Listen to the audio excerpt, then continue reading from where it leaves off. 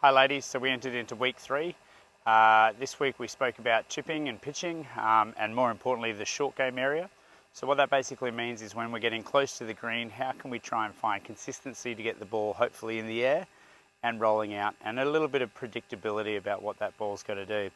So we used a 7-iron and we also used a sand wedge. I've got a sand wedge, so we're going to talk about that in relationship to this club. Now we're looking to draw similarities between a full swing and the short game. So we spoke about a couple of positions and we'll have a look at that. Our grip stance posture was maintained.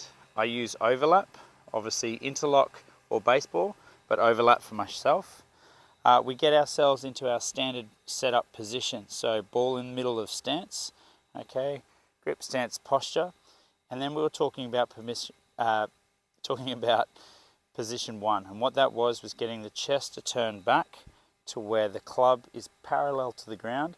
We can see in reference to down the line here that we're trying to get the shaft somewhat matching the line of our feet. So we're not going inside or outside, but we are taking that shoulder line back to position 1. Position 2 was our finish position. After making the strike, hips come through, chest follows through, and we finish with full rotation where the club is now parallel to the ground at our finish position 2.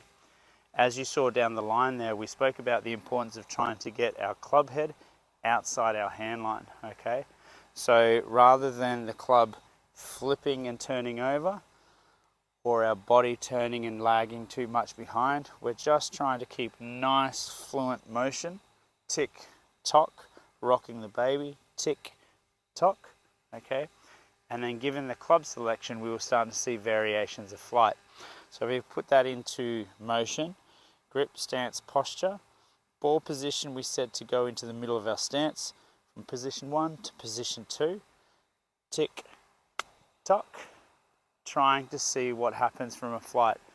Now we spoke about we are not always going to get the outcome that we want, but if we're perfect in our processes, we can produce progress. We did find when we got those nice strikes, more often than not, we saw the sand wedge launch higher in the air and roll out less. So it hit the ground and rolled out a little bit. Whereas our 7-iron, we saw that it went a little bit lower in flight. When it hit the ground, it rolled out more, okay? So if I pulled out the 7-iron as an example, if I can find it in there, there it is. So the club's a little bit longer. Now this can be done with any club. It's just important that we understand the motions of movement, okay?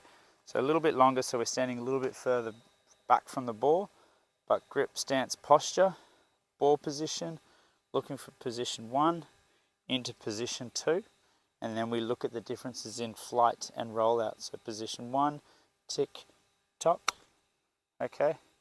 Now if you can see there, hopefully you saw the ball launch a lot lower. Its end position was a bit further because it was lower and rolled out further. So we talked about the carry and the rollout, but most importantly was our body structure. Grip, stance, posture as per week 1. Position 1 into position 2. Nice fluent tempo. Tick, tock. So see how you go practicing if you can get to the range or to your backyard. Tick, tock, position 1 and 2 for your short game. Happy golfing. Hope it helps.